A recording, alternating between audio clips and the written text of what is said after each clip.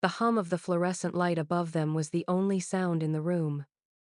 It buzzed and stuttered, throwing uneven shadows across the concrete walls. The steel table between them was smeared with blood and sweat, some hers, most not. Two men in plain clothes moved in slow, deliberate circles around her, the rhythm of predators who believed they owned the room. One chewed gum loudly, the other adjusted his holster as though daring her to try something. They had stripped her down to a thin, torn shirt, her wrists cuffed behind the chair, ankles bound. Still, she sat upright, shoulders square, breathing steady. Her gaze never wandered. "Tell us where the drive is," the taller one said, leaning close enough for her to smell the cheap coffee on his breath. "We know you were there. You think this act of yours is going to work?" She didn't answer. Her eyes tracked the pulse in his neck, the way his right hand flexed when he got angry. He wasn't a cop, his stance was too sloppy, his nerves too close to the surface. Mercenary, maybe. Private security for someone who didn't want his name attached to what they were doing here. She'd seen the type before, in darker places than this. The second man slammed his fist on the table, making the light flicker again. "Talk," he shouted. "You've got no idea who you're messing with." He leaned forward, lips curling into something like a smirk. "We can make this a lot worse." Still nothing. Her silence wasn't defiance, it was patience. Calculated. Every second she waited, she could hear their frustration rise. Their breathing got heavier, words louder. They needed her scared to feel in control. She let them think they were close. Then the tall one lost it. His hand shot out, fingers clamping around her throat, pinning her against the wall. The metal chair scraped violently against the floor. Her feet barely touched the ground as the pressure increased. Air vanished. Her vision narrowed to a tunnel of light and pulse. He leaned in close, shouting something she didn't hear over the rush of blood in her ears. And still she didn't struggle. Her mind slipped elsewhere. The echo of waves slamming against the California coast. The icy weight of salt water closing over her head. The instructors yelling, "Asterisk, breathe later." Asterisk. The body's panic to inhale crushed by pure will. 5 minutes. 6. 7. The body gives up, the mind refuses. That was where she lived now in the quiet space after fear. The man's grip trembled slightly, expecting her to fight. She didn't. That hesitation was his first mistake. She felt the weakness in his left arm, the way his stance shifted when he tightened his hold. The other man moved closer, a shadow at the edge of her vision. They were too close together now, too confident. Her lips parted just enough to let out a strangled whisper. "You're making a mistake." He laughed. "The only mistake was thinking you could." That was as far as he got. Her legs snapped forward, hooking the edge of the steel table and slamming it sideways. The metal struck his knee. His balance faltered for half a second, all she needed. She twisted, forcing her shoulders down and to the side, yanking his arm just enough to turn the choke into leverage. The cuff chain bit into her wrists, but she used it anyway, wrapping it around his hand and pulling. A sharp pop echoed, his wrist bent the wrong way. He screamed. She dropped to her knees, dragging the broken arm with her, using it as a shield as the second man lunged. The table crashed, the light above exploded, showering sparks. For a brief, flickering second, everything froze in strobing chaos, their faces, her calm, the blood. When the light steadied, she was standing, breathing slow, his gun was in her hand. The shorter man stepped back, eyes wide. "What the hell are you?" "Breathing," she said softly. "You should try it while you can." He reached for his weapon, but her shot came first. One clean motion, center mass. He dropped before he hit the floor. The first man whimpered, clutching his shattered wrist, blood running down his arm. She looked at him, expression unreadable. "You wanted the drive?" she said, voice calm again. "It's already out. You were just here to make sure you couldn't stop it." Outside the door, footsteps pounded reinforcements, alarms. She turned, holstering his weapon on her hip, rolling her shoulders back. The cuffs still dangled from her wrists, gleaming under the broken light. They thought she was the captive. They never realized she was the one holding her breath, waiting for the right second to surface. The room dissolved into soundless pressure. His fingers locked around her throat, sealing off air, crushing cartilage. The laughter of the two men came from somewhere far away now, distorted, like echoes underwater. Her lungs seized, instinct clawing for breath. But she didn't give it what it wanted. Instead, she closed her eyes. The sting of sweat and iron faded, and she was somewhere else entirely, the ocean. Cold, black, merciless. She remembered the first time they'd thrown her in. Hands and feet bound, head forced under, a chorus of instructors barking, asterisk, stay calm or drown. Asterisk panic had been a living thing then, rising in her chest like fire. But she learned over time to tame it, to slow her pulse until the edges of the world softened and fear became a choice. That was the secret. Survival wasn't strength, it was surrender. The body screams, the mind waits. Now, as the man's grip tightened, she did exactly that. Waited. 1. Inhale denied. 2. Heart slowing. 3. Her body's resistance fading into stillness. She focused on details instead. The scuff of a boot behind her, the faint hum of a ventilation fan near the ceiling, the scent of bleach trying to mask blood. She could tell which one was left-handed by how he shifted his stance, how the other's breathing hitched every time he touched her. They weren't soldiers, they were hired muscle dressed in arrogance. She'd seen their type overseas dangerous until faced with something that doesn't fear pain. Her lungs screamed again, that electric panic tearing through her chest. But she'd been trained for this. 7 minutes underwater during final assessment. She had passed out twice that day, been revived, sent back in. The ocean had stripped away everything human and left only control. That memory steadied her now. Her knees trembled slightly, not weakness, but rhythm. She was syncing her movements to his pattern, watching how the veins on his wrist swelled as he clenched. Each squeeze had a pause. 3 seconds. She could use that. Timing was everything. Nothing to say now? He taunted, leaning closer. His teeth gleamed under the flickering light. The second man laughed from behind. Thought you were tough. Where's all that attitude? She met his eyes, calm, cold, measuring. He didn't understand it yet, but she was counting down to something he couldn't see. The shift of his balance, the open line between them and the door, the half-second his partner looked away when the chair creaked. Every detail filed, measured, stored. Her vision blurred at the edges. The world turned red, then black, then light again. But even through it, her body obeyed. Asterisk control, conserve. Wait, asterisk. The heartbeat in her ears slowed until it felt like the rhythm of the sea again. In the silence between beats, she saw herself floating face down in training lungs full of seawater, instructors shouting above her, waiting for her to quit. She hadn't then. She wouldn't now. The man's laughter broke through. She's fading. Told you she was nothing special. Not yet, she thought. Her eyes flicked to the mirror two-way glass. Behind it, movement. A camera light blinking red. Someone was watching, recording. She wanted them to see this part. To see what happened when they underestimated her. He shifted again, his grip tightening unevenly, one finger slipping for just a heartbeat. That was her cue. Her body, long past panic, responded like instinct. She twisted slightly, not to escape, just to move the pain higher, closer to his thumb joint. Another breath gone. The world dimmed.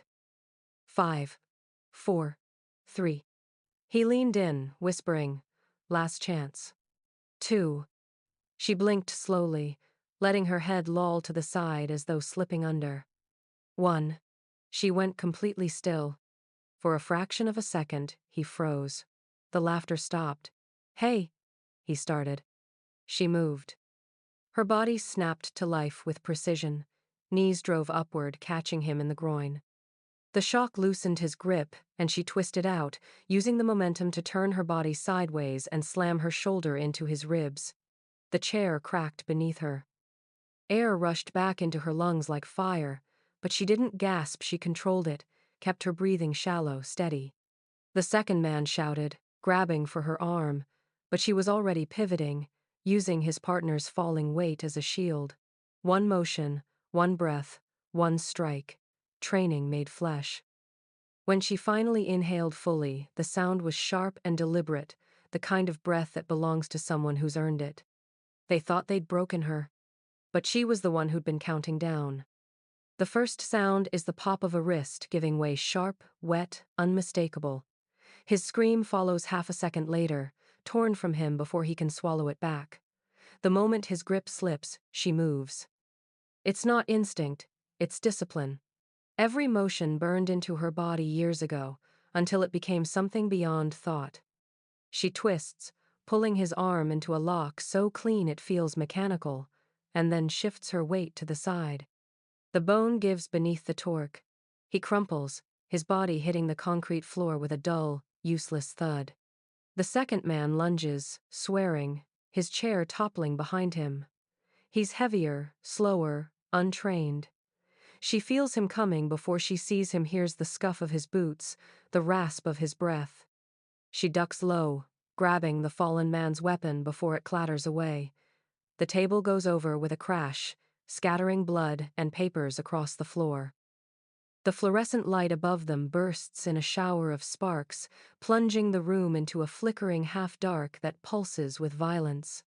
He shouts something, a curse, maybe her name, maybe both. She doesn't listen. Noise is just distraction. She pivots on her knees, shoulders squared, one breath in, out, and the weapon in her hands finds its aim. 2 shots. Controlled. The first takes his thigh, stopping his charge. The second hits the metal door behind him, deliberate, ricocheting just close enough to remind him what precision feels like. He freezes. For the first time, she sees fear in his face, not the kind that comes from pain, but the kind that comes from realizing you've been playing the wrong game. She stands slowly, breathing steady, blood running from her temple down to her collarbone. The gun doesn't shake. Her pulse doesn't spike. She walks toward him with the calm of someone resurfacing from deep water. He presses back against the wall, trembling, eyes darting toward the door, toward the camera blinking red in the corner. He finally understands. Everything is recorded, every hit, every insult, every second they laid hands on her. "Don't," he whispers, hands lifting. "We can talk." Her response is a single, flat word. "Talk's over." He moves again, a desperate, clumsy reach for his ankle holster. Too late. She fires once, a clean line through the shoulder. His body hits the floor before the casing stops spinning. Smoke curls in the stale air, rising toward the shattered light. The silence that follows is heavier than the noise before it. She takes one step back, inhales through her nose, and lets the breath out slowly. The burn in her lungs is gone. The air is hers again, reclaimed. Around her, the room smells of cordite and iron, a battlefield reduced to 4 walls and a table. She looks down at the 2 men, one unconscious, one whimpering, and feels nothing. No rage. No satisfaction. Only completion. The door bursts open, boots thundering, rifles raised. Reinforcements, at least 6 of them, storm into the room, barking orders. "Drop the weapon, hands where I can see them." She doesn't move. The gun in her hand is steady, her finger off the trigger. She turns her head just enough to meet their eyes. For a split second, they hesitate. Something about her stance, her focus, the way she holds the weapon, it's too controlled, too exact. Not a victim, not even a suspect, a professional. One of them mutters, "She's trained." She nods once, almost a confirmation. "You have no idea." They edge closer, but she's already calculating exit point, spacing, muzzle direction. Her mind maps the room in angles and seconds. She doesn't want to kill them, not yet. They're not the ones who built this place, who turned interrogation into theater. They're pawns. The ones who deserve her are watching through that red light in the corner. On the ground, one shouts again. Instead, she raises the gun and aims directly at the camera. One perfect shot. The lens explodes, sparks raining down. The image feed dies in a burst of static. Now it's just her and the men who think they control the building. The soldiers hesitate, unsure. Their orders are gone, their eyes flickering between her and their fallen. She lowers the weapon, deliberately slow, and places it on the table beside the shattered restraints. "Tell your commander," she says, her voice calm, measured, every syllable landing with precision. "It's over. The ghosts you buried just surfaced." Outside, alarms blare the sound of the system, realizing it's no longer in control. She walks past them, unhurried, every movement a message. The camera's gone, but somewhere deep in the surveillance servers, the recording lives. Every second of her restraint, every strike, every reversal, evidence, proof. She exhales once more, slow and steady. The diver breaking the surface, the mission breathing again. She's done holding back. The sirens began low, a distant wail that grew until it swallowed the building whole. Red lights flashed across the concrete, stuttering through broken glass and blood. The smell of gunpowder still lingered in the air, sharp and electric. She stood in the center of the ruined interrogation room, weapon lowered, chest rising and falling with deliberate calm. Her pulse was steady. The chaos around her no longer reached her. The sound of boots in the hallway, the shouted commands, the metallic click of safeties being released, all of it folded into white noise. The first figure through the door wasn't another mercenary. The armor was too clean, the insignia too real. A voice cut through the noise. "Stand down, she's one of ours." The room shifted.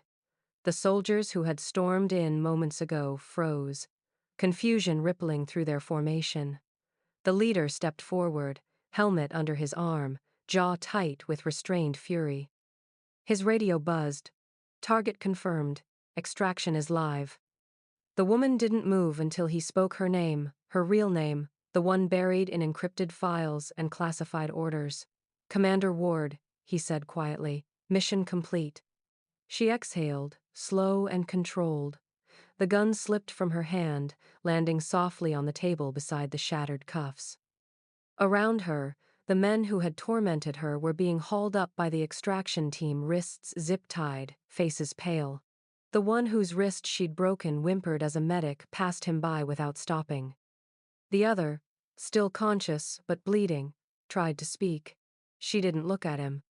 A federal officer stepped in, papers in hand, and began reading the charges: illegal detainment, torture, obstruction, treason. Each word landed like a nail sealing a coffin. They had built this black site under the guise of national security, kidnapping civilians and burying evidence in bureaucratic fog. What they hadn't known was that she was the fog, the operative embedded to expose them from within. One of the agents approached her, offering a blanket. She waved it off.